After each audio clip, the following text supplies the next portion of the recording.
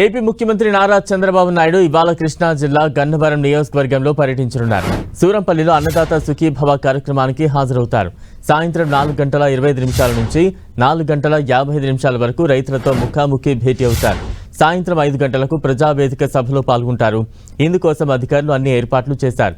ఉగాది కానుకగా కూటమి ప్రభుత్వం రైతులకు అన్నదాత సుఖీభవ నిధులు జమ చేయనుంది. అన్నదాత సుఖీభవ పీఎం కిసాన్ 3.0లో భాగంగా రైతులకు ఇవాళ ఆర్థిక సాయాన్ని విడుదల చేయనుంది. మూడవ విడతగా 46.85 లక్షల మందికి కేంద్ర రాష్ట్ర వాటా కలిపి ఒక్కో రైతు అకౌంట్లో 6,000 రూపాయలు జమ చేయనుంది. మూడో విడతగా 2,676 కోట్లను కేంద్ర రాష్ట్ర ప్రభుత్వాలు ఖర్చు చేస్తున్నాయి. ఇందులో రాష్ట్ర వాటా 1,874 కోట్లు. ఇప్పటికే 2 విడతలు కలిపి 14,000ను ప్రభుత్వం అందించింది. ఇవాళ ఇచ్చే 6,000తో కలిపి రైతులకు ఇచ్చిన హామీ ఏడాదికి 20,000 సాయం పూర్తవుతుంది. ఒక్కో రైతు కుటుంబానికి 20,000 ఆర్థిక సాయాన్ని అందిస్తామని ఎన్నికల వేళ హామీనిచ్చారు చంద్రబాబు.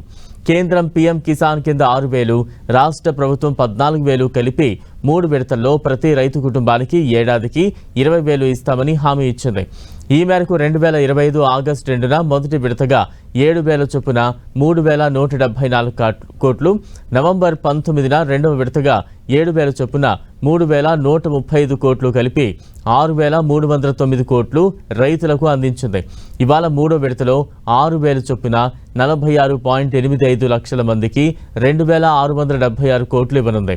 ఒక్క ఏడాదిలోనే రైతు సోదరులకు కూటమి ప్రభుత్వం 8,985 కోట్లు అందించినట్టు అవుతుంది. ఇందులో రాష్ట్ర వాటా 6,560 కోట్లు కాగా కేంద్రం వాటా 2,425 కోట్లు.